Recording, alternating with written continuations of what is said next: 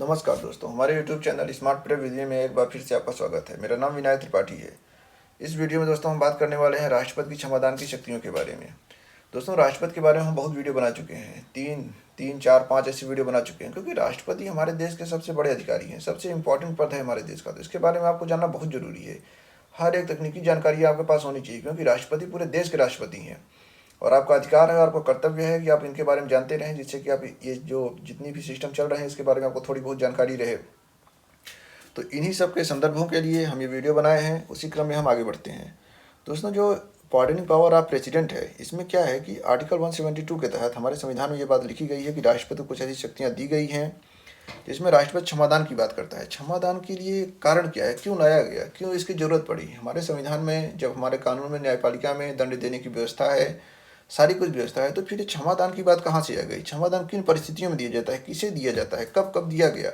इन सब चीज़ों के बारे में हम पूरा डिटेल चर्चा करेंगे। तो आप इस वीडियो में बने रहें, हमारे चैनल को सब्सक्राइब भी करें और दोस्तों इस वीडियो को बिना स्किप किए हुए लास्ट तक देखें। आपको पूरी बात समझ में आएगी। ये पार्डनिंग के बारे में, क्षमादान की शक्तियों के बारे में कंप्लीट वीडियो है, फिर आपको कहीं कुछ भी देखने की जरूरत नहीं पड़ेगी। सारा कुछ इसी वीडियो में सम्मिलित है। दोस्तों, अब समझते हैं कि जो प्रावधान है, कुछ इंपॉर्टेंट प्रावधान हैं, उसके बारे में समझते हैं। दोस्तों, प्रावधान में क्या है कि देखेंगे कि जो, जैसे मान लीजिए कि जुडिशरी है, जुडिशरी कई बार निर्णय जल्दबाजी में, या फिर अब ये कोई संपूर्ण तो होता नहीं है कि एकदम परफेक्ट निर्णय देगा।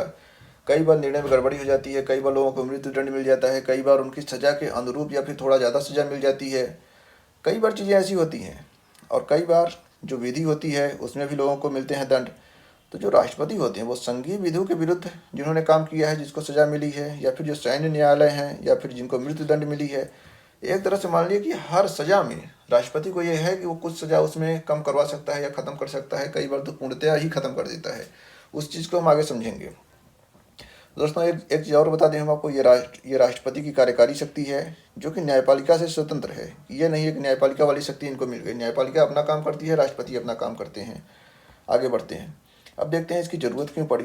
कई बार दोस्तों क्या होता है, जो न्यायिक गलती होती है, जल्दीबाजी में हो जाती है, या फिर बदले की भावना से, या फिर कुछ ऐसी गड़बड़ी आ जाती है, उसको सुधारने के लिए, और ये तो बता ही दिए आपको कि अगर दंड काम से बड़ा है या फिर जो सज़ा है वो उनके अपराध से ज़्यादा है या फिर उसके रिस्पेक्ट में ज़्यादा है, तब ये सब चीज़ें लाई जाती हैं। अब थोड़ा समझते हैं कि राष्ट्रपति के जो क्षमादान की शक्तियाँ हैं, इसको कितने प्रकार हैं। सबसे पहला तो क्षमा का ही प्रकार है। क्षमा के प्रकार में क्या है दोस्तों, दंड एवं बंदीकरण। इसका मतलब आप समझिए कि अगर दंड मिला है या फिर बंदीकरण में चल रहे हैं या फिर जो इन सब चीज़ों में चल रहे हैं, तो उसमें पूर्णतः राष्ट्रपति मुक्त कर सकता है। ये कितनी बड़ी बात हो गई दोस्तों कि छोटा मोटा दंड है तो दूर की 2 4 4 साल 6 साल कम कर दीजिए, पूरी तरह से ख़त्म कर सकते हैं इसको। तो ये राष्ट्रपति की बहुत बड़ी शक्ति है। आगे देखते हैं कम्यूटेशन जो है, लघुकरण। ये क्या है?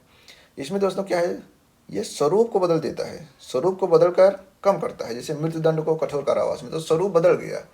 पहले किसी को मृत्युदंड मिला था, अब कठोर कारावास मिल गया, तो जीवन की जो रक्षा है, तो जीवन की रक्षा हो गई, भले सश्रम कारावास हो गया, कठोर कारावास हो गया। तीसरा है परिहार, रिमिशन।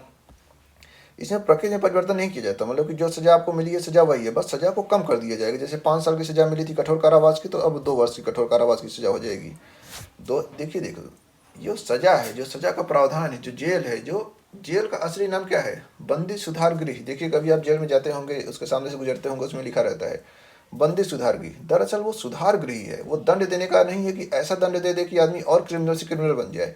वहाँ पे सुधार की बात की जाती है कि आदमी को पूरा मौका दिया जाता है सुधरने के लिए। जब आदमी सुधरने के तैयार हो जाता है, सुधरने की बात करने लगता है, तो उसके सजा में उसकी कई चीज़ों में छूट दी जाती है। इसी क्रम में हम आगे बढ़ते हैं दोस्तों। उम्मीद करते हैं कि आप ये टॉपिक अच्छे से समझ चुके होंगे। आगे बढ़ते हैं। विराम क्या है? रिस्पाइट इंग्लिश में बोलते हैं। इसमें क्या है कि विशेष परिस्थिति में सजा को कम किया जाता है। विशेष परिस्थिति का क्या मतलब है? जैसे मान लीजिए कोई फिजिकल डिसेबिलिटी है या फिर प्रेगनेंसी ऑफ वुमेन है। जैसे मान लीजिए कोई वुमेन है और जेल में है, प्रेग्नेंट हो गई है, तो उनकी सज़ा में बदलाव किया जाएगा और सज़ा में कम किया जाएगा। तो वो ये प्रावधान है। एक प्रावधान है प्रविलंबन के बारे में। अब यहीं पे जो इंपॉर्टेंट है कि अस्थायी रोक ले। कई बार किसी को मृत्युदंड हो जाता है तो राष्ट्रपति के बाद याचिका लगाते हैं, दया याचिका लगाते हैं कि शायद राष्ट्रपति दया याचिका करके उनके मृत्युदंड को कम कर दें या डिले कर दें या फिर कठोर कारावास में बदल दें या फिर कुछ भी बदल दें, तो दया याचिका लगाई जाती है। दोस्तों, यहीं पे मानवाधिकार का हनन भी होता है। यहीं पे सुप्रीम कोर्ट ने कई बार भी हस्तक्षेप किया। एक बार तो राजीव गांधी का जो मामला चल रहा था, उसमें जो हत्यारे थे उन्होंने दया याचिका लगाई थी, लेकिन राष्ट्रपति की तरफ से कोई निर्णय ही नहीं लिया जाता है। इसमें टाइमलाइन ही नहीं है कि निर्णय कब लेना है। दया याचिका आदमी लगा देता है, उधर से निर्णय ही नहीं आता। तो जिसको फांसी होनी है, जिसको सजा होनी है, वो सजा उतने पे बनी रहती है, रुकती ही नहीं है सजा, और उतने पे ही बनी रहती है। तो मानवाधिकार का हनन होता है भाई। किसी को अगर मरना है, जीना है या फिर जो है वो एक बात है, लेकिन संदेह में रखना, डेली डेली मरना, ये अलग चीज़ है। तो मानवाधिकार की बात है, सुप्रीम कोर्ट ने भी इस पर हस्तक्षेप किया है। आगे देखते हैं निर्णय कैसे आते हैं। आप भी न्यूज़पेपर में ध्यान रखिएगा, ये सब चीज़ें चलती रहेंगी। दोस्तों इसी क्रम में हम आगे बढ़ेंगे, देखेंगे कि राज्यपाल को भी कुछ शक्तियाँ मिली हुई हैं क्षमादान से रिलेटेड। अब इसमें क्या है, राष्ट्रपति को भी यही शक्तियाँ हैं, लेकिन सैन्य न्यायालय और मृत्युदंड के बारे में राष्ट्रपति को वो सब शक्तियाँ नहीं हैं जो कि राष्ट्रपति को प्राप्त हैं। राष्ट्रपति क्या करता है, मृत्युदंड को खत्म कर सकता है, सैन्य न्यायालय का जो मैटर है उसमें भी कुछ कम ज़्यादा कर सकता है, लेकिन ये राज्यपाल को ऐसी शक्तियाँ नहीं है कि वो सैन्य न्यायालय में जो सज़ा मिली है उसको कम कर दें या फिर मृत्युदंड को दूसरे कारावास में बदल दें। ये शक्तियाँ केवल राष्ट्रपति के पास हैं। अब आगे देखते हैं दोस्तों, जो केंद्रीय मंत्रिमंडल है इससे परामर्श करके या फिर याचिका को रद्द, दोबारा ये दो पॉइंट जो हैं, तो केंद्रीय मंत्रिमंडल इसका मतलब राष्ट्रपति अपने हिसाब से कोई फैसला नहीं देते, अपने विवेक से कोई फैसला नहीं लेते कि मेरा मन है कि हम इसको छोड़ देंगे, मेरा मन है हम इसको 2 साल सजा बढ़वा देंगे या फिर इसको पूरी तरह सजा माफ़ कर देंगे। मंत्रिमंडल उस पर पूरा विचार विमर्श करती है, उसका बैकग्राउंड समझती है, बैकग्राउंड खंगालती है कि पहले कैसा आदमी है, कैसा था, कैसे बन गया, सारा कुछ समझ के इस सज़ा को माफ़ किया जाता है। किसी आतंकवादी की सज़ा का उसको मृत्युदंड हुआ है, कह दीजिए उसको 2 साल में छोड़ दे, तो फिर से जाकर वो आतंकवादी बन जाएगा। तो पूरे बैकग्राउंड को समझा जाता है, ऐसे एकदम अचानक फैसला नहीं लिया जाता, तो इसी में टाइम लग जाता है कई बार। तो ये मंत्रिमंडल के फैसले से होता है। दोस्तों हम आपको बता दें कि जो राष्ट्रपति हैं वे मंत्रिमंडल या मंत्रिपरिषद के सलाह से ही सारा काम करते हैं, अपने मन से कोई काम नहीं करते हैं, ये भी नियम में बंधे हुए हैं। अब देखते हैं दोस्तों, ये अगर एक बार याचिका रद्द हो गई किसी की, जैसे किसी ने राष्ट्रपति पर दया याचिका लगाया और दया याचिका रद्द हो गई, तो दोबारा दया याचिका नहीं लगाया जा सकता। क्या होता है कि कई बार इधर जैसे न्यायालय में है, सुप्रीम कोर्ट, हाई कोर्ट, तो यहाँ पे कई बार याचिका लगती है, याचिका, फिर पुनर्विचार याचिका, फिर 1-2 और याचिका है। याचिका के बारे में हम एक अलग वीडियो बनाएंगे, वहाँ पे आप जाके देख लीजिएगा। फिलहाल हम यही समझते हैं कि यहाँ पे जो याचिका एक बार अगर रद्द हो गई तो दोबारा आप उसमें अपील नहीं कर सकते हैं। अब अन्य इंपॉर्टेंट जानकारी में दोस्तों हम एक चीज़ जानते हैं कि अभी ये लेटेस्ट केस है, अगस्त 2021 का केस है, सुप्रीम कोर्ट का डिसीजन आया है इसमें स्टेट ऑफ हरियाणा और वर्सेज राजकुमार का केस था। तो इसमें अभी तक ये रहता था, आर्टिकल जो CRPC की धारा 433A है उसमें ये चीज़ लिखा हुआ है कि राज्य सरकारें जो हैं वो सज़ा में छूट दे सकती हैं, ये सब कर सकती हैं, लेकिन 14 साल से पहले ये काम नहीं कर सकती हैं। तो राष्ट्रपति क्या होता है, मंत्रिपरिषद की सलाह से ही काम करता है। तो इनडायरेक्टली क्या हो गया कि ये राज्यपाल जो है मंत्रिपरिषद की सलाह से काम करता है, तो राज्यपाल भी किसी की सज़ा को 14 वर्ष से पहले कम नहीं कर सकता है, लेकिन राज्यपाल की जो शक्तियाँ हैं वो लगभग राष्ट्रपति से मिलती जुलती हैं। तो वहाँ पर सुप्रीम कोर्ट ने यह कहा कि यहाँ पर ये चीज़ गलत है, ऐसा नहीं होना चाहिए। जो राष्ट्रपति अगर किसी की सज़ा को माफ़ कर सकता है तो राज्यपाल भी उसकी सज़ा को माफ़ कर सकता है। वो 14 साल वाले इस नियम में आर्टिकल CRPC की धारा 433 के अंतर्गत बंधा हुआ नहीं है। दोस्तों उम्मीद करते हैं आप इस पॉइंट को समझ गए होंगे।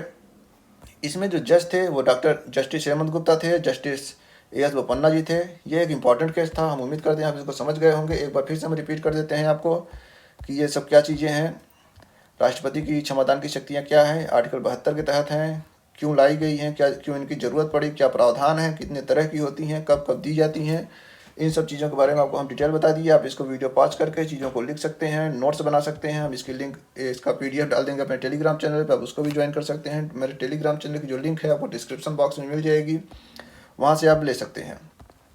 तो दोस्तों इस वीडियो को यहीं पे ख़त्म करेंगे, लेकिन उससे पहले हम आपको बता दें हम ऐसी ही वीडियो बनाते रहेंगे, संसद पे भी वीडियो बनाएंगे और पॉलिटी पे कई सारी वीडियो बनाए हैं, हमारे प्लेलिस्ट है, आप उसको जाकर चेकआउट कर सकते हैं, वहाँ से कई सारी वीडियोस देख सकते हैं, अपने नॉलेज को इंक्रीज कर सकते हैं। दोस्तों अगर ये वीडियो अच्छा लगा हो तो इसको लाइक करें, जाते जाते चैनल को सब्सक्राइब जरूर करें, घंटी के बटन को भी दबाएं, जिससे हम जैसे ही ऐसे वीडियो अपलोड करते रहें तो आप पर इंस्टेंट अपडेट पहुँचे, तुरंत अपडेट पहुँचे, आप उसका लाभ उठा सकें। तो धन्यवाद, जय हिंद।